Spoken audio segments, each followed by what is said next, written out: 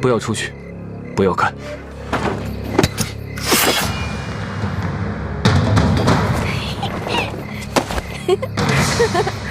幽护法，你总算出来了。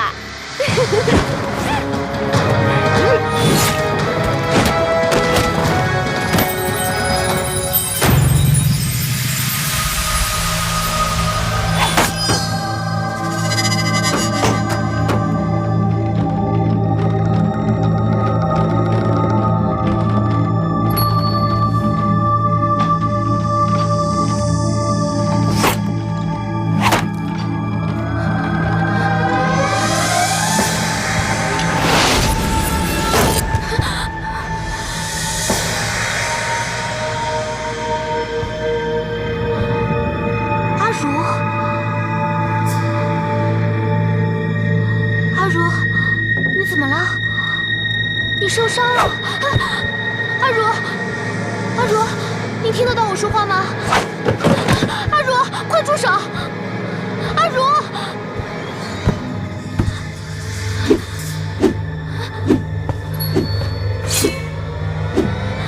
日轩，阿如应该是被操纵了，你不要伤害她。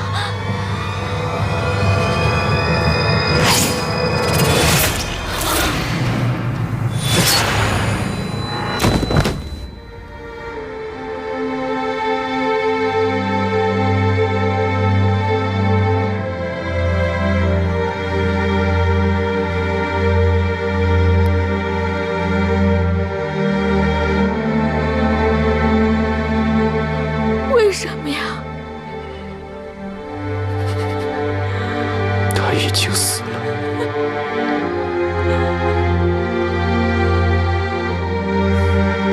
是你杀死的。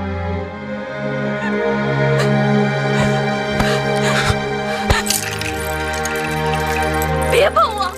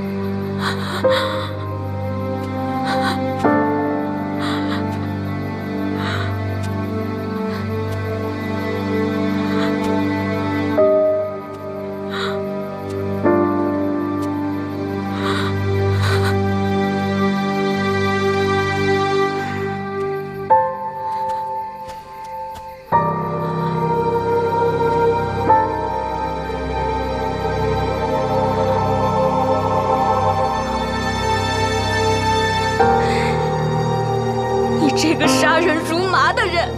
你懂什么？他们都已经死了。我不懂。是啊，我怎么可能懂一个又冷血又杀人如麻的人？放开我！我不管别人怎么样，谁伤害了你，就得死。你不管别人怎么样，你为了我杀死他们，我要感激你吗？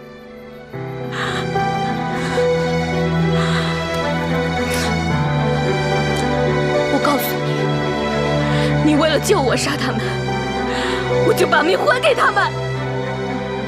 你敢！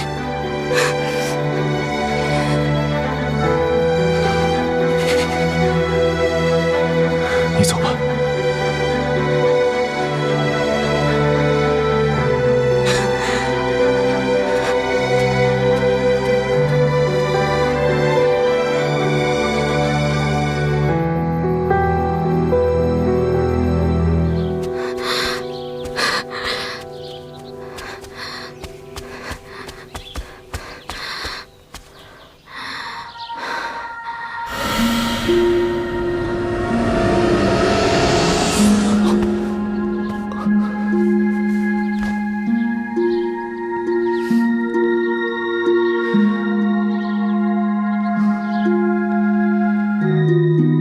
总算找到你了。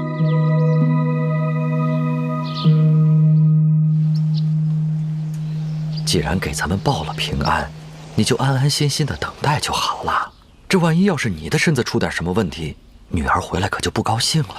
我就是希望她安安心心的嫁人，自此以后能够平平安安的在我身边过一辈子。谁知道她总是陷入事端啊！我知道，虽说是吧，咱们孩子挺多磨难的，可是我相信，他是一个有福的孩子，将来一定会幸福的。老爷、夫人，小姐回来了。然然，哎，二哥吩咐过了，不让进。哎，爹，老二在给然然诊脉，咱们稍微等一等。诊脉？然然怎么了？爹，秦朗送她回来时，妹妹就已经陷入昏迷了。二哥，妹妹怎么样了？怎么样？妹妹现在很虚弱，大家不要进去吵她，我让天儿在里面陪着她。娘，爹，我们晚些时候再过来看她吧。初儿，爹就看一下都不行啊？是啊，你确定妹妹没事吗？爹娘放心，二哥说没事就没事，让妹妹好好睡一觉吧。走吧。别，我就看一眼，就看一眼，我就看一眼，好吧？就看一眼。初儿，你让我进去，我看一眼吧。走吧，都走吧。阿如，然然，阿如，然然，不要日雪！然然，怎么了？然然，表姐，阿如她死了，她被日雪杀死了，表姐。她还杀了好多人，她还杀了好多人，表姐。阿如。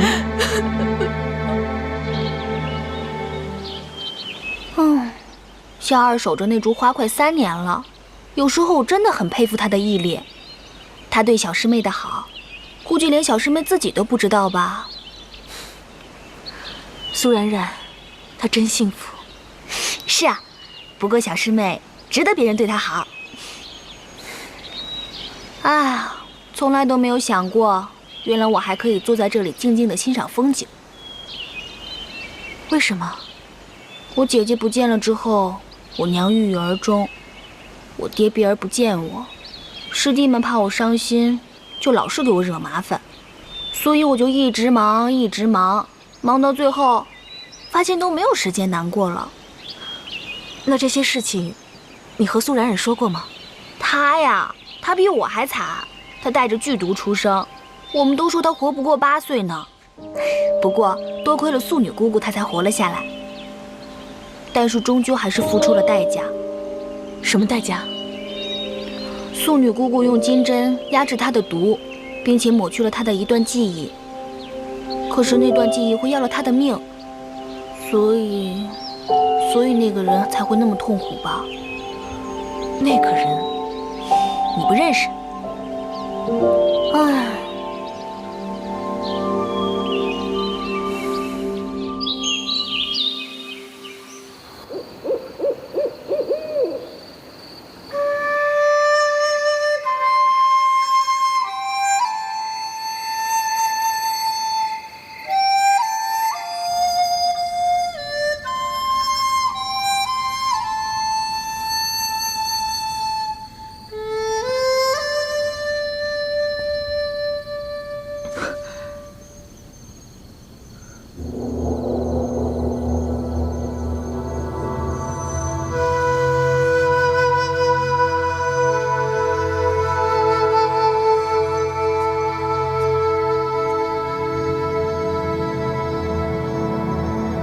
阿如是谁？孤儿。你杀了他？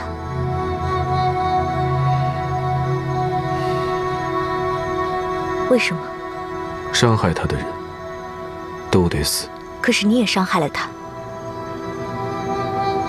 我知道。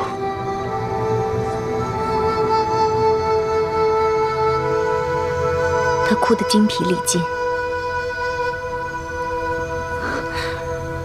你走吧，我怕他醒来见到你又要伤心。如果可以，我希望你以后不要出现在他身边。既然他忘了，何必强求？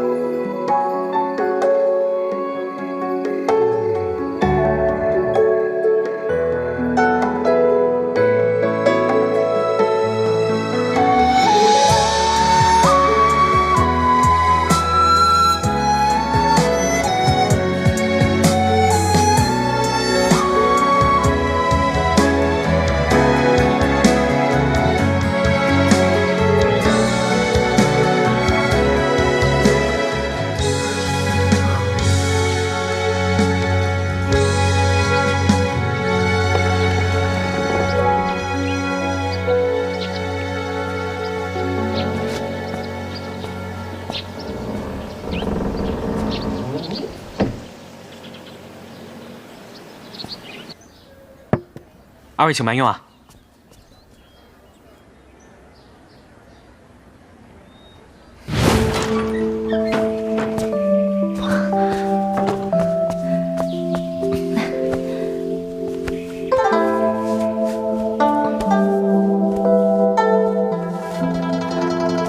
小姐，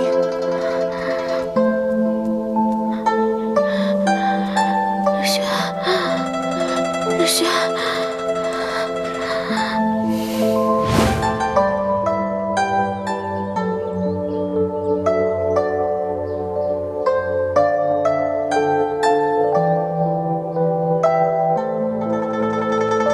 谢谢你帮我们寻到妹妹。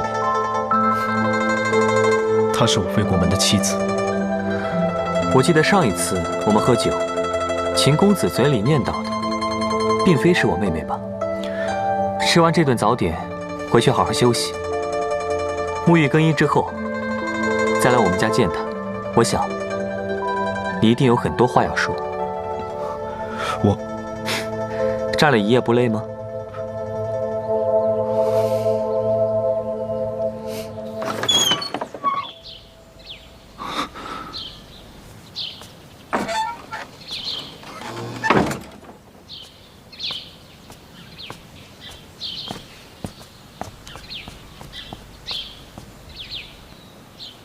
三表哥，你跟着我干嘛？你以前只叫我表哥。那是以前，以后我只叫你三表哥。不行，那是我的事，跟你无关。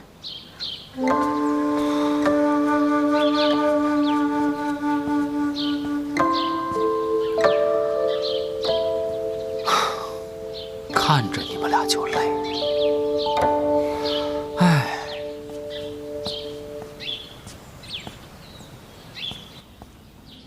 冉冉，前几天你的样子，吓死娘了。娘，你不用担心，我们不是有二哥在吗？不要担心。等你身子大好了，让你五哥七哥带你出门逛逛。娘啊，也不强迫你去学什么礼仪了，你平平安安的就够了。娘，你秦伯伯知道你病了，专门上门来说，等你身子好了再成亲，一切以你的身体为重。这下娘也放心了，将来你嫁过去，他也不会亏待你。那个秦郎也老赖，等你好了，让他也带你出去逛逛。毕竟要成为夫妻，多熟悉熟悉。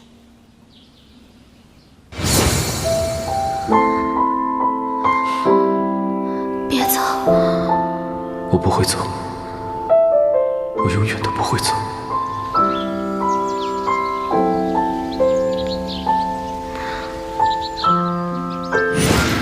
冉冉，怎么了？娘，我没事儿。夫人，秦二公子来了。老爷问，这次还是让二公子回去吗？这秦朗最近怎么天天来？娘，我身体好的差不多了，要不我去看看吧。那你去跟老爷说，让秦朗稍等一下。是。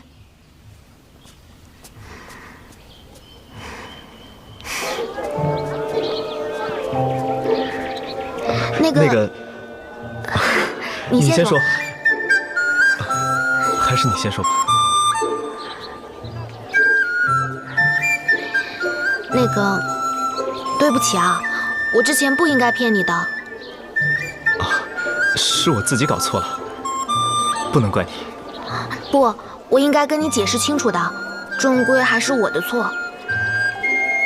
没关系，现在搞清楚不就好了吗？祈愿福啊，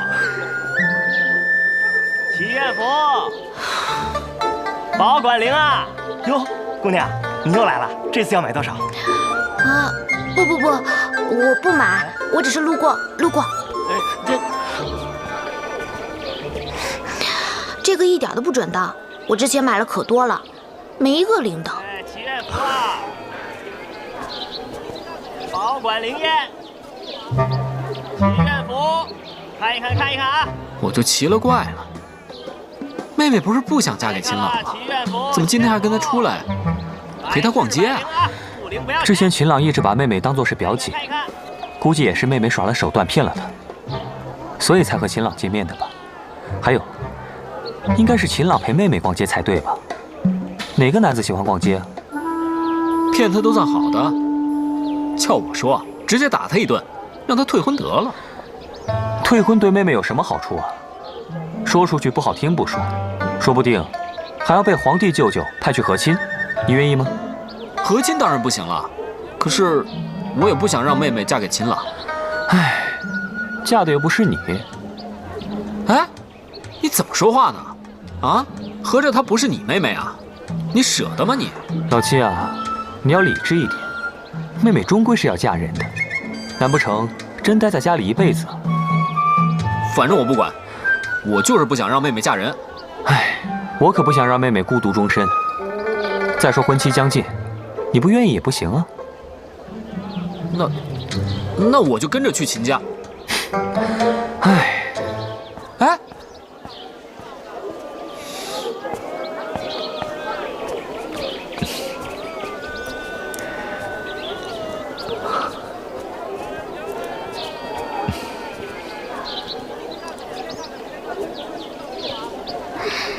那个，你要不要擦擦汗？谢谢。不用客气。卖花嘞！卖花，月季花、玫瑰花，什么花都有啊。公子，买花吗？您看看。苏小姐，要不要看一下花？有你喜欢的吗？月季花、玫瑰花，好多花呢。你随便看看。秦朗从未给女子送过花，不知道怎么挑选，也不知道苏小姐的喜好。哦，老板，你把这种花，还有这种花，帮我包一下。好嘞。好了，来，公子，给您花。谢谢。啊，不用的，我不喜欢。不是，我不需要。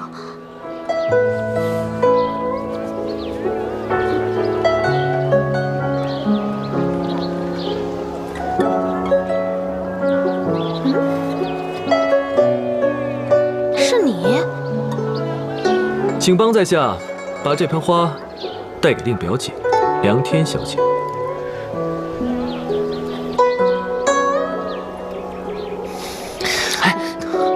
不是，你看他。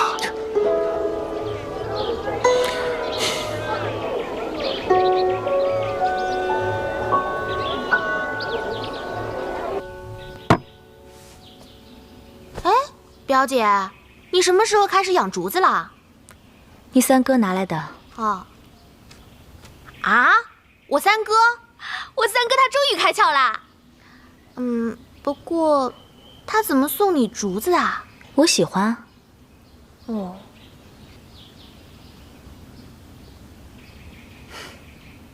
茉莉是你喜欢的花吧？是啊，可是这是娄家堡的娄轩让我送给你的。哦，你拿去吧。啊？我有竹子就够了。表姐，你能跟我说说，我三哥过来送竹子的时候表情是什么样的？他有没有说什么呀？真可惜，早知道今天我就不出去，在家陪你了。这一幕我都没看到。身体好了就来寻表姐开心，是不是？不是。哎，表姐，你不要老捏我的脸，我的脸都是被你跟五哥捏大的。表姐，我这不是关心你吗？当时你答应娄家堡的婚事，我就很不高兴啊。你跟我三哥才是一对嘛。哎，要不我改天去找那个娄轩，跟他软磨硬泡，让他把婚事给退了，怎么样？你今天为什么要答应去见秦朗？还不是去解释一下吗？所以呢？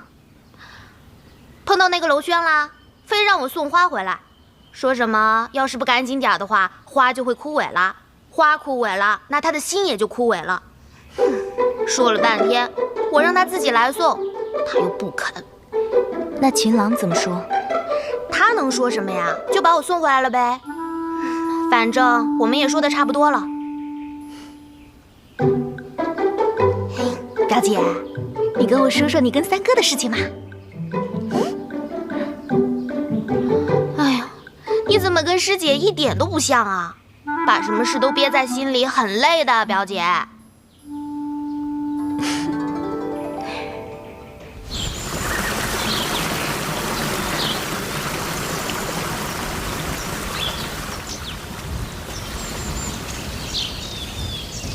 哎呀，累死老子了！小师妹不在，青天又爱静，哎呀，都没有人陪我玩了，搞得我体力都下降了。哎呀，不行，改天得找师弟们练练手才行。小二，小二，吃饭啦！哎，小二，小二，小二，哎，小二。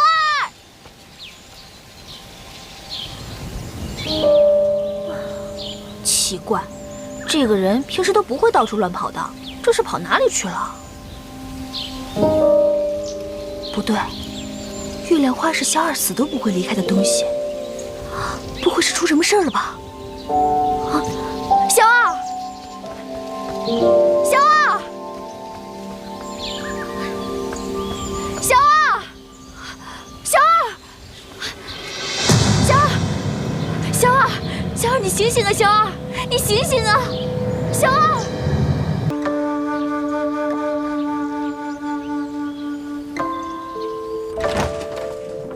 青天，姚斌，我要去一趟一仙谷。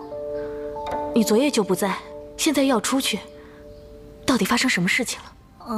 就是我昨天去给仙儿送饭，发现她昏迷了，就把她送到素女姑姑那里去了。素女姑姑说她走火入魔了，所以我得去照顾她几天。走火入魔？是呀，仙儿她一直在修炼七绝，可是修炼七绝是不能有七情六欲的。不知道她怎么搞的，可能是因为小师妹走了的原因吧。对了，青天，我去照顾仙儿的这几天，你的伤还没有好完全，就先在这里好好住着。我已经通知师弟他们了，他们会每天来给你送吃的，你就好好休息。放心吧，你去吧。那我走啦。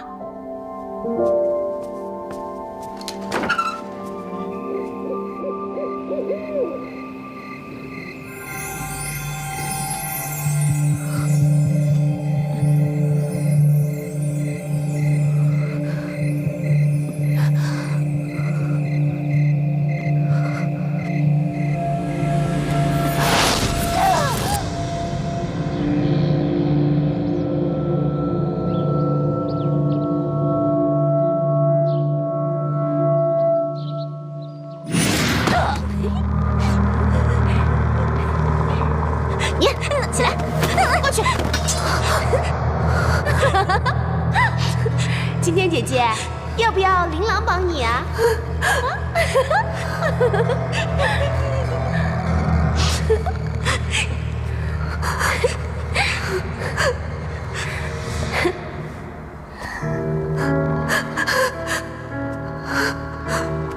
今天的课业就是杀光他们。你怕了？你看看他们，刚刚一个个可怜兮兮、哭哭啼啼的样子，你是心软了？不能心软。其实啊，他们都想杀了你，因为只有杀了你，我才能再收徒弟，他们才有活路啊！不，师父，不会的。你忘了，你娘当初是怎么对你的？她为了你妹妹，抛弃了你。你忘了？我娘抛弃了我，我娘抛弃了我。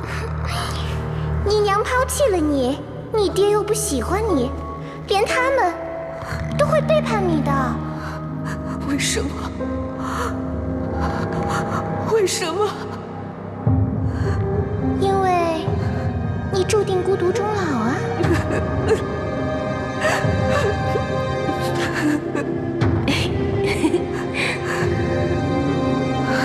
他们既然都会背叛你，那我们不如把他们都杀了。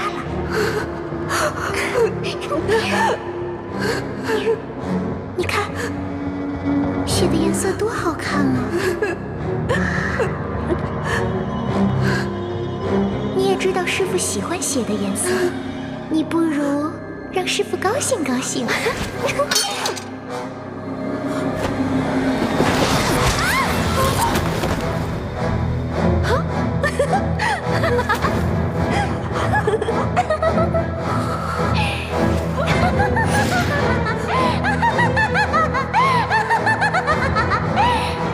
他们将来都会背叛你，你命中注定孤独终老。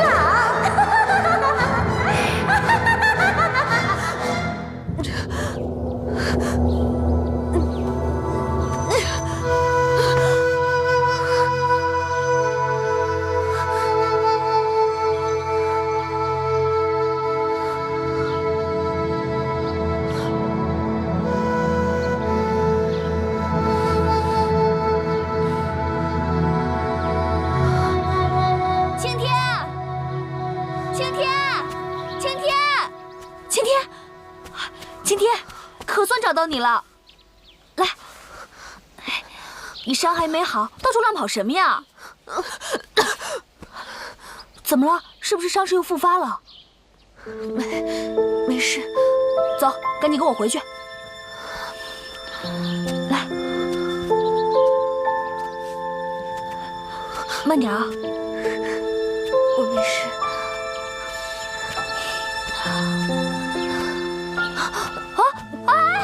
景天，景天，你怎么了？景天，你醒醒啊！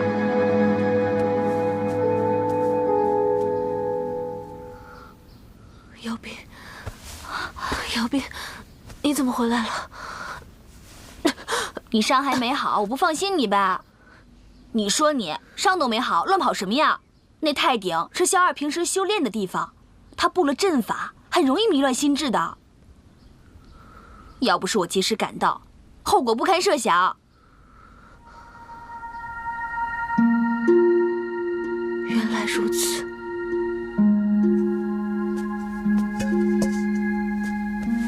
还有啊，我问你，你身上的伤是怎么弄的？我上次帮你换衣服的时候就看到了，这次又看到了，怎么那么严重啊？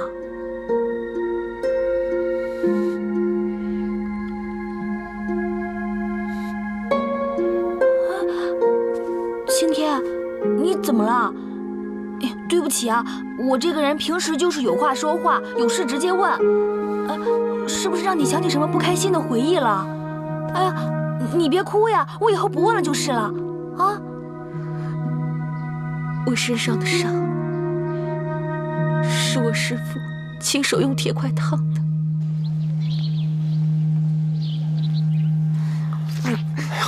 慢点吃。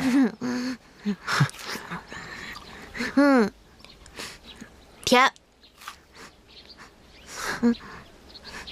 七哥，我不热，你不用帮我扇了。来，吃块瓜。哥哥不吃，哥哥帮你扇着，这样就不会有小虫子咬你了。没事儿，我在太乙山的时候啊，天天跟他们打交道，习惯了。我就说吧，那个太乙山有什么好的？当初爹娘送你上太乙山，还不准我们哥几个送，早知道就应该阻止爹娘。你看看你现在，在太乙山风吹日晒的，吃不好，睡不好，回到家里面吃个瓜都能吃得这么高兴。七哥，我在太乙山过得很好，师兄啊师姐他们都很照顾我，而且过得自由自在的。七哥，你别替我难过。你别替他们说话，我跟你说，太乙山的人没有一个是好东西。你说谁呢？啊？哼！嘿，来，小师妹，你爱吃的小笼包。哇，谢谢九师兄。来，趁热吃。我跟你说啊，岳老三，我妹妹爱吃啥，我家厨子会做，用不着你来买。我怎么了？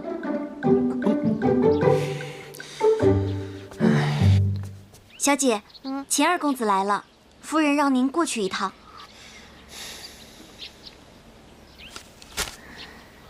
小师妹，我好不容易来一次，你就陪我说说话嘛。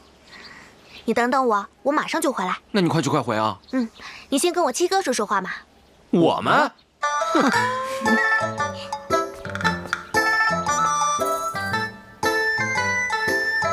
我告诉你，岳老三，我跟你没什么可聊的。你要是愿意在这儿等，就在这儿好好等着吧。我的小师妹，我当然要等。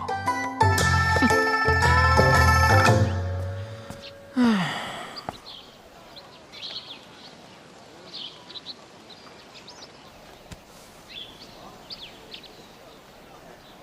其实，你不必为了还手帕单独跑一趟的，太麻烦你了。不麻烦，我正想过来看看你的身体好点了没有。身体好多了，能吃能喝能玩的。看到你这样，我就放心多了。要不你以后叫我冉冉吧，叫苏姑娘挺别扭的。好，冉冉。那你以后也叫我秦朗吧。好。谢谢你啊，你真是我的福星。好像我每次有危难或者是狼狈不堪的时候，你都会出现。不知道苏姑娘是否喜欢放花灯？我听说女孩子都喜欢放花灯，可否哪天我们一起去放花灯？我从小有一个坏习惯，就是吧，我从小就特别怕水，真的，就是那种一见到水就哆嗦的那种。所以呀，什么放花灯啊、玩水啊，那些女孩子喜欢的我都不喜欢的，都不玩的。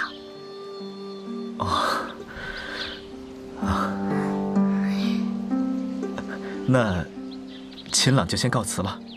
好。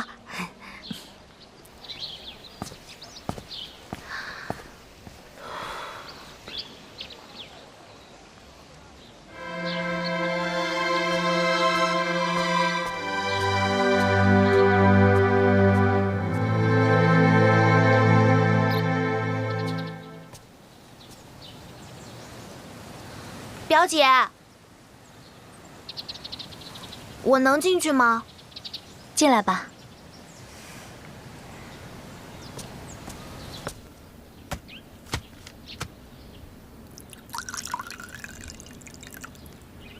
有心事？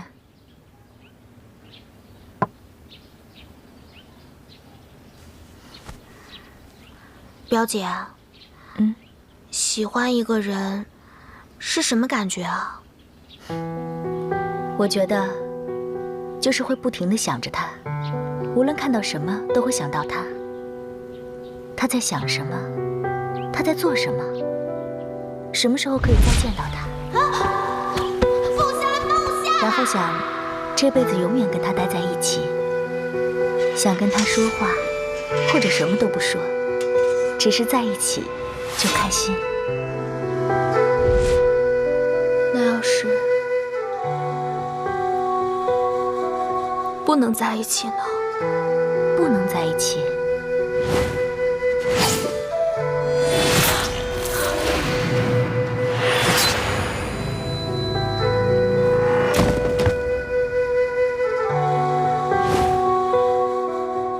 冉冉，你怎么哭了？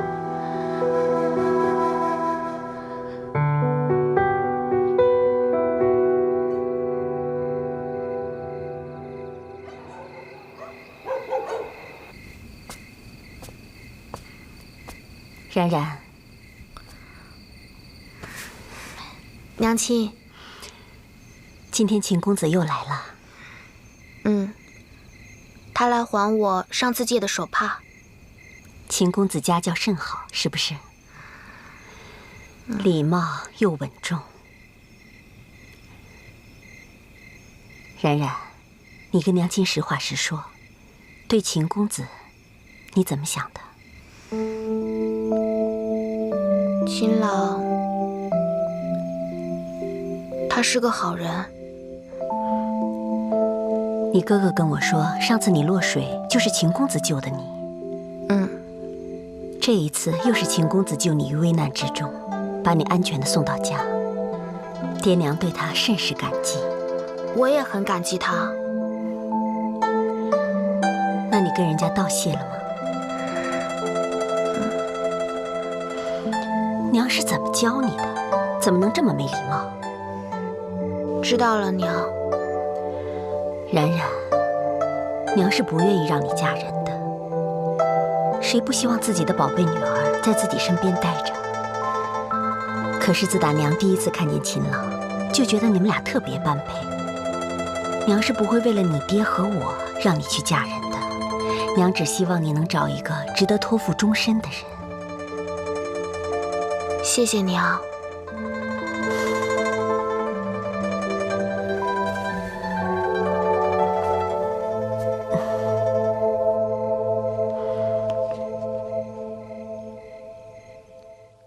你看看你们家多好，这么多孩子，又孝顺又听话，一大家子多热闹啊！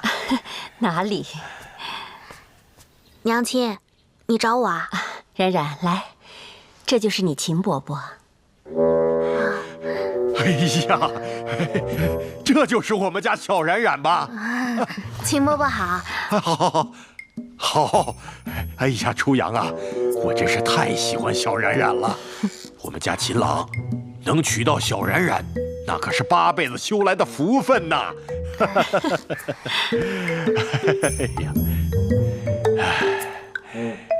哎呀，初阳啊，今天我来这儿呢，一来是想看看小冉冉，二来啊，是想把我儿秦朗的一些具体情况跟你们说一下。什么情况啊？冉冉，初阳，想必你们也一定知道，我秦某人膝下共有2子，长子秦涛，秦朗啊，是我的次子。知道，秦大公子在几年前戍守边疆，为奸人所害，壮烈殉国。你们还有所不知，我大儿子其实是死在了西域魔宫人的手上。当时魔宫派人屠杀村民，秦涛奉命去保护，没想到这一去就再也没有回来。岳灵公。是啊，就是那个让天下人闻之色变的岳灵公。秦朗得知消息之后赶去，花了3年才查到他的哥哥是被一个戴着面具的男人杀害的。戴着面具的？没错。岳灵公本来是一个只有女人的邪派，几年前，这个戴着面具的男人成了魔宫的右护法。我这2个儿子从小就感情深厚，秦朗查出了杀害他哥哥的人叫日宣，这几年便没日没夜的练功，而且四处寻找日宣，就是想将他手刃，替他哥哥报仇。他甚至为此还发过誓，哥哥的仇一日不报，他就一日不成亲。所以啊，我只希望公主还有小冉冉，我希望你们能够多担待一下我这个任性妄为的儿子。原来还有这么一回事啊！老秦，你放心，我第一次看见秦朗这孩子，我就知道他是个好孩子，我也相信他能给我们家冉冉带来幸福。日雪，你真的杀死了秦朗的哥哥吗？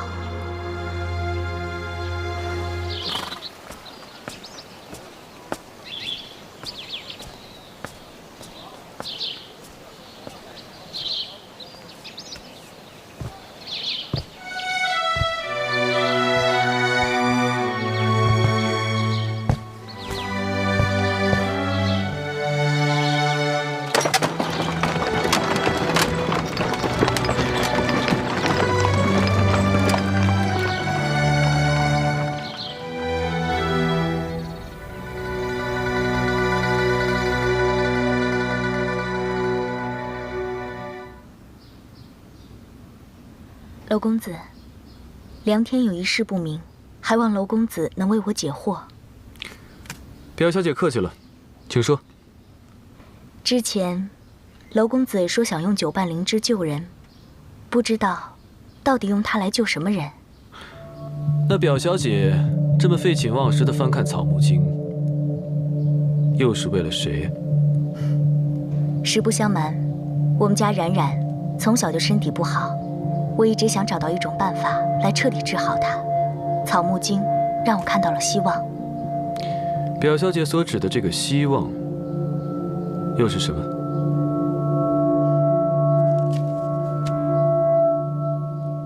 ？9瓣灵芝。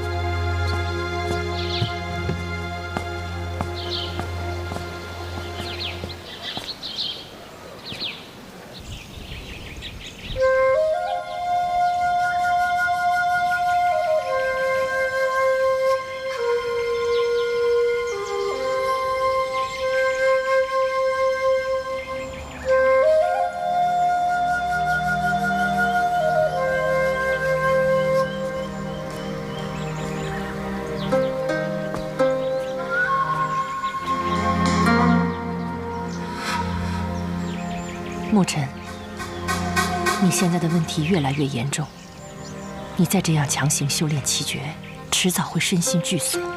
无赦师兄留下来的七诀心法并不完整，它有它的过人之处，但也有它的致命之处。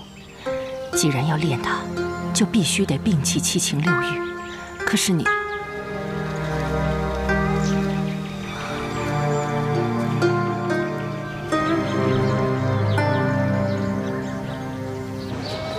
刘十三，再来啊！哎呦，快跑啊！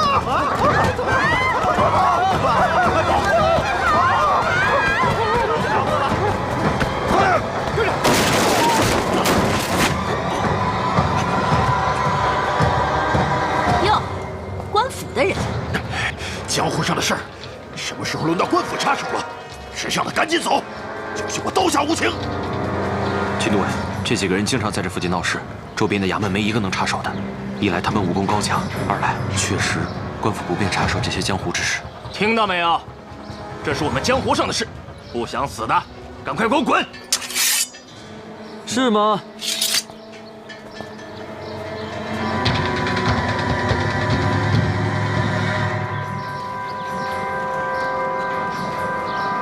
好大的口气！你哪儿冒出来的？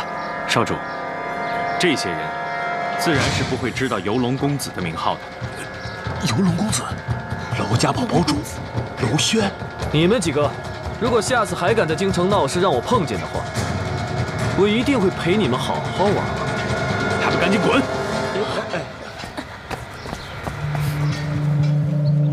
娄公子，好威名。岂敢，岂敢！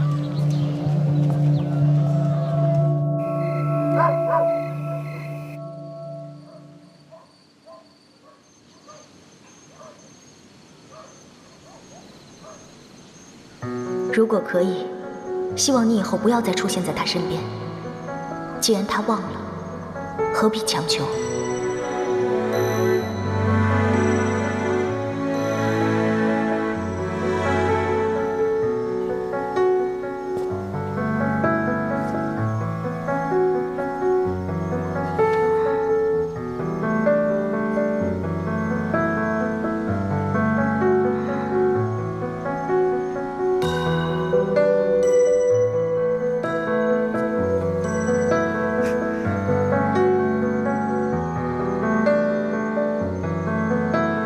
我本不该来，却又不由自主地来到了这里。我不会放弃，所以你也不许忘了我。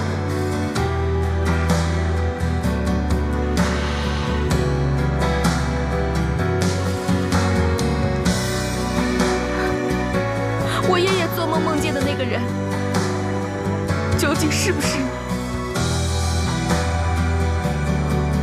我日日夜夜都在问我自己，是谁每天到梦里告诉我，让我不要忘了他？原来是你，是你夜夜催我心志。你杀人如麻，你连阿如都不放过。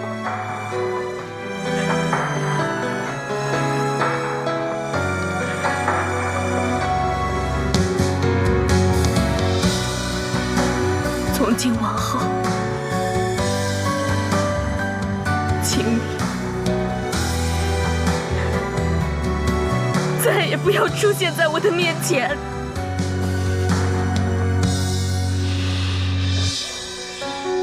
好。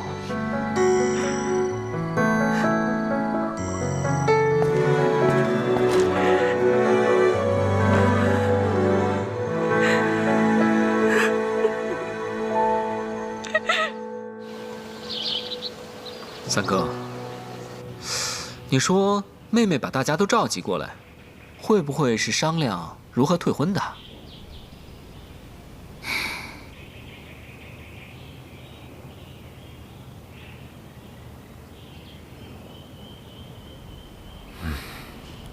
一定是你跟我女儿说什么嫁人的事情，所以所以他才把大家叫到一起。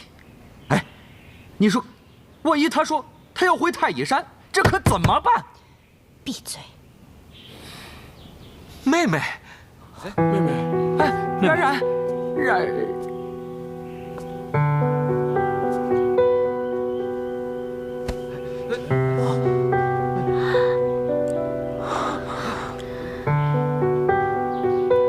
爹，娘，对不起，冉冉任性，让你们担心了。今天，冉冉在这里，就是为了告诉大家冉冉的决定。爹，娘，你们放心，我一定会好好跟着喜娘学习礼仪，安安心心待嫁。妹妹，冉冉，哎，这妹妹，这妹妹，妹妹，妹妹，啊！妹妹，我们，妹妹。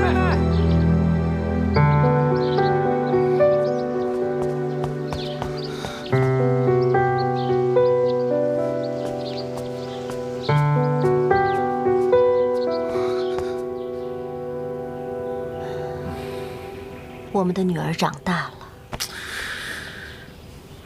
怎么？还跟我摆样子吗？你把女儿还给我。女儿只是嫁人了，又不是见不到了。你给我端正态度啊！哼！你先坐下，坐下。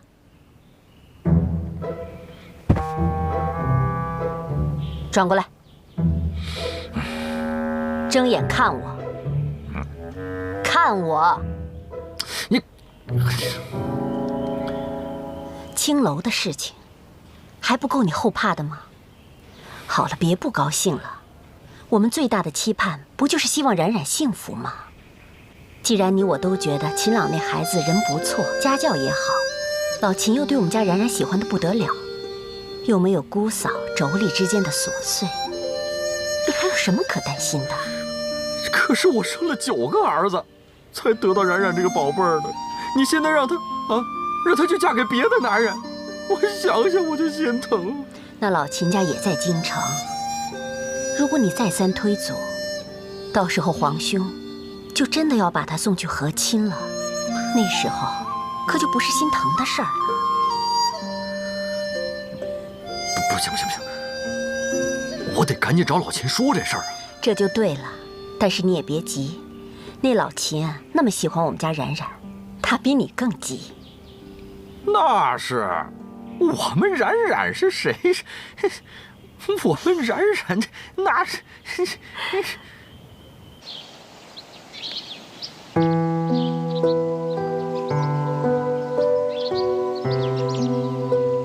妹妹，秦朗是不是逼你了？啊，是不是？妹妹，你现在就告诉哥哥，如果是秦朗那小子强迫你嫁给他，你哥我现在就冲过去，把他给撕烂剁碎，再拿去喂狗。妹妹，你这是要把大好的青春都浪费在这一个男人的身上，你觉得这样值吗？妹妹，你真的决定了吗？哎，反正我不管。妹妹，你要是嫁过去，我明天就去把将军府给拆了。妹妹，是娘亲逼你的。如果是这样，大哥现在就告诉你，只要你不愿意，我就把秦朗那小子打入刑部大牢，让他亲口说出放弃这门亲事。请你再也不要出现在我的面前。好，你们大家都别说了。妹妹，哥哥不知道你为什么要这样选择，但是哥哥想告诉你，如果你有什么难言之隐的话，一定要告诉哥哥们，这样我们才能帮你出主意、想办法，而不是用你自己的一生去妥协，你明白吗？是啊，妹妹。你说，你要是不喜欢秦朗，却嫁给他，将来怎么可能会幸福呢？你要是不幸福，哪怕有一丝的可能，我就有要杀了秦朗的心。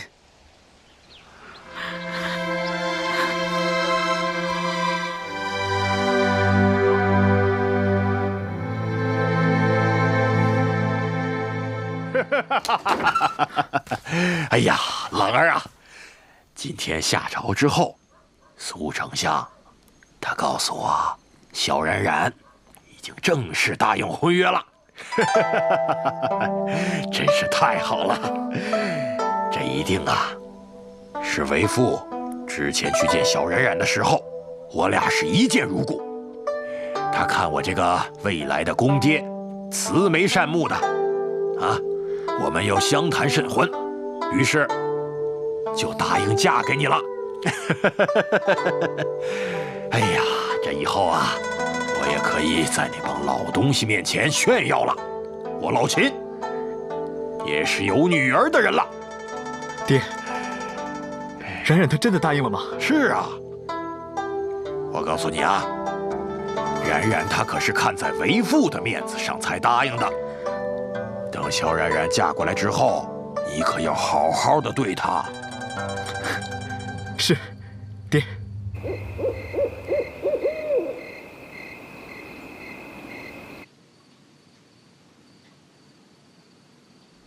日轩，你去了哪里？伤好了吗？有没有回岳灵宫？会不会想起我？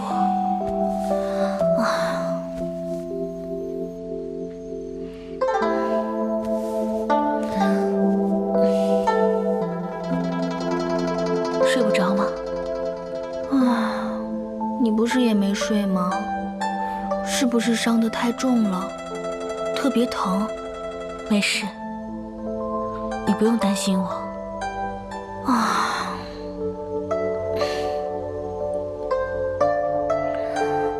平时你一躺下就睡着了，这2天翻来覆去的不睡觉，莫不是有什么心事？没事儿，没事就好。睡吧。可是我，耀斌，你我相遇是一场缘分，你待我好，我也把你当作知心的人，有什么话不能说的？今天，我也把你当作好姐妹，像小师妹那样的好姐妹。那我就直说了。我想知道，你师父为什么要那么对你？你身上的伤疤，实在是太触目惊心了。我在想，他怎么下得了手呢？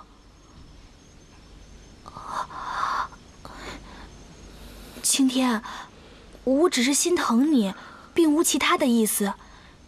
你要是不想说，我以后就不再问了。纵我不往，子宁不来。这是什么意思啊？这是他一个人的时候说的最多的话，或许是说给自己听的，又或许是他一生都在寻找什么。他太执着，以至于忘掉这个世界，忘掉自己，失去了生存的方向，终生生活在癫狂之中。是什么东西让他这么执着啊？我也不知道。即便他得到了，也不会快乐吧？啊？这又是为什么呀？可能他自己也不知道他到底想要什么。即使他得到了，也不是他真正想要的。真的是好复杂。我不明白。我从小在他身边长大，看着他一生都活在等待里，看他一直等，等得痴狂。青天，他那么对你，你不恨他吗？他打我、骂我、折磨我，或许就是因为他知道他再也得不到他想要的东西了。他的绝望，他的寂寞，能够渗入到房间的每一个角落。每次看到他一个人，看着月亮，看着远处发呆，笑着笑着就哭了，哭得撕心裂肺。看到他，我根本无法恨他。唉，这么多年，你是怎么熬过来的呀？我没有过其他的生活，我所经历的种种，在我看来只是理所当然。当然不是理所当然，没有当娘的会这么对自己的孩子。我娘这对我可好了。她并不是我娘。